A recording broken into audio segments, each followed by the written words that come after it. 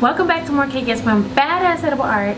I'm your girl Jelena, and I'm gonna teach you guys how to make these trendy frills that you would put on a wedding cake. Let's get started. Before we get started, do you like my t-shirt? You guys might have seen me wearing it several times before in tutorials. It says relax, it's just cake. You can order this now at my shop, link in the description down below. You're welcome. So what you want to do, there's two ways you could do it. You can either do the frills going up or you can do the frills going down. It's totally up to you.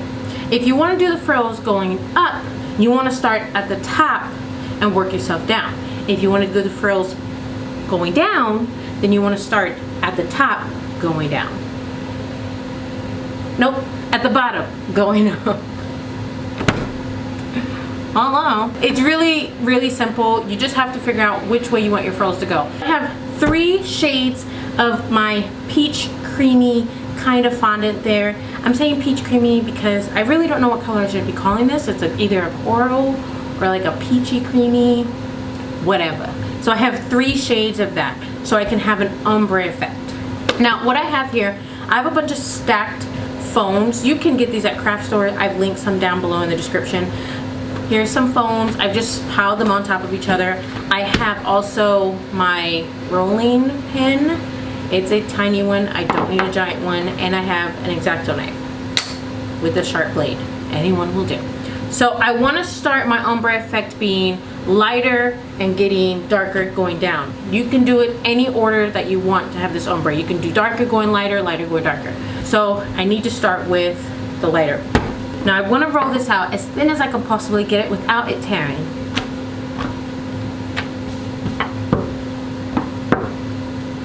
I have my piece of fondant rolled out nice and thin. I'm going to cut strips, several different strips. And we want them to be at least a ½ inch thick. They all don't need to be the same size. That's fine. I like it when they're not the same size. It gives it more of a majestic look, kind of organic like. Obviously you can see I'm not using a ruler for this. That doesn't need to happen. Now cover your unused strips with plastic wrap if you need to. I'm going to cut this in half so I can work with much shorter strips. Grabbing my piled up foam here, I'm going to place my strip on there. Using the end of my rolling pin, I'm going to push down and push forward on one of the edges. Making sure I push down as I get further away from my strip so that way I can thin it out.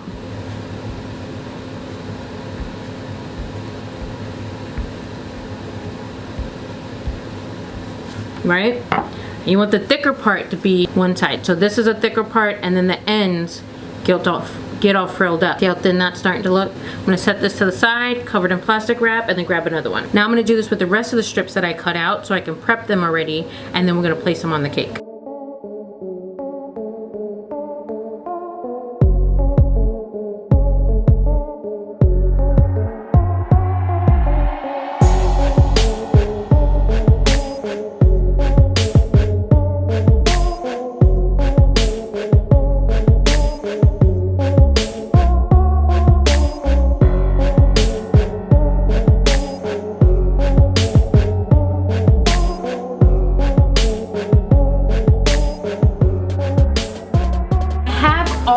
Of the light, very light, first color only of my frills already out and cut and frilled and prettied and all that good stuff.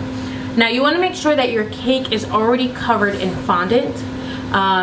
Doing this on top of buttercream will be a little bit hard because the thing with buttercream is that it would tend to make your frills just start to drizzle down and fall, and we don't want that. We want it to stay lifted up, you know. Us women know what that's like. To stay lifted up. Listen, I don't know if you laugh at any of my jokes, but please do. Have pity on me, okay? We want our frills to stay lifted up. See what I can do with my cake? Because I'm a professional. Oh, I just banged it against the table. I'm kidding. It's a dummy cake. But you want to go ahead and make sure your cake is already covered in fondant, and you want to make sure you're using fondant that is similar colors, tones of the colors of your frills. Because if you use something that is purple fondant, right, and your frills are pink, then that's going to kind of stand out a little bit. So we want it all to be cohesive with each other.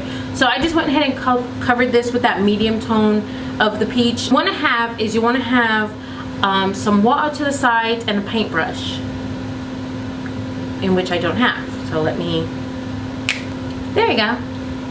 All right, so let's go ahead. Oh, I need a napkin too. Oh, see, there it is. All right, just so I can wipe off some of the extra water that I don't need. Now again, we're gonna start from the top. So I'm going to use the thicker part of the frill to adhere to the actual cake, right? Add some water to the thicker part of the frill. And water's all you need, okay? You don't need to be like so extra with this and use any like cake glue or anything. No, no, no, we don't need that. And so you can do this in several ways, okay? Come closer so I can show you what I'm talking about. You can either just lay this on like so and leave it just like that and don't do anything to it and then overlap them like that, or you could be hecka extra like I'm about to be and putting it on, and I'm overlapping and giving the frill pleats. See? So instead of just placing it one on top of another, I'm giving it a little bit of a pleat because I like that little squishy look, because it looks like a little flower. So yeah, we're gonna do that throughout. So let's grab another one. Now let me show you how to create pleats, okay? So what I'm essentially doing on the cake is this side that is gonna be adhered to the cake is what I put water on. I just put it on the thicker part, okay?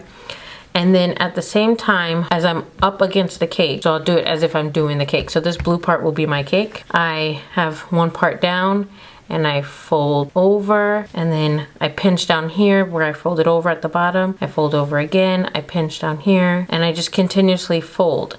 Now my folds will never be uniform like this all the time. Sometimes it's much more messier. Sometimes I gather in different places. And my pleats are different thicknesses and widths, only because I like that organic look, that whimsical look. So you can have it very uniformed.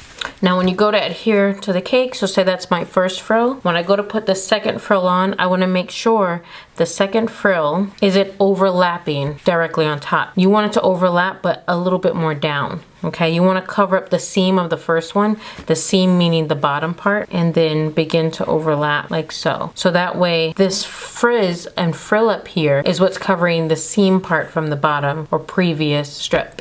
Essentially you want to just continue on that one strip, but I'm going to show you guys how to overlap them. And I want to just overlap it and I'm just folding the pleats one after another, covering up the seam of the previous one. Hello, aren't I pretty? All right, so let's do the rest.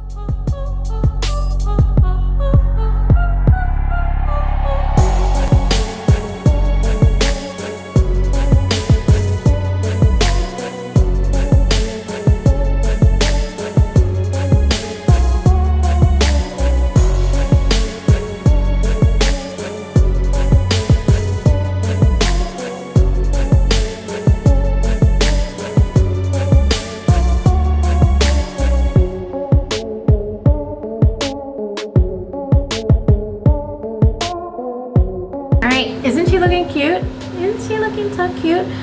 Well, what I'm going to do is I'm going to go ahead and roll out now my next two colors and start adding those frills on one at a time, and you know, just get her done because I got quite some.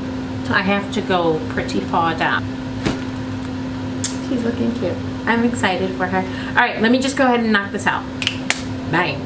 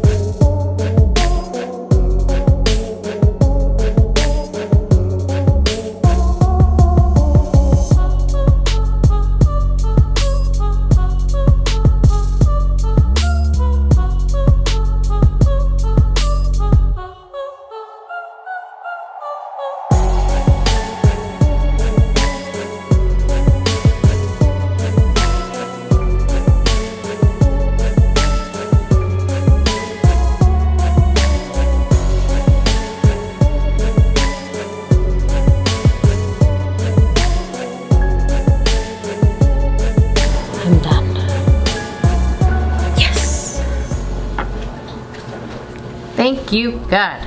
This week's shout out goes out to Joanne Lopez. Thank you so much. She just became a patron of mine. I really appreciate you. If you want to check out my Patreon, go ahead to the link down below. You get access to exclusive tutorials and some other goodies. So go ahead and check that out. Thanks so much, Joanne. Welcome to the crew. I don't know. Welcome to my Patreon. Don't forget to like and subscribe and hit that notification bell down there so that way you can be notified every time we do a tutorial here on this channel. If you're not following me on Instagram, make sure you are so you can find out my daily posts, what I'm up to on a regular schmegula. That is at yes_ma'am_sweets. And yeah, I'll see you guys next Tuesday. Deuce.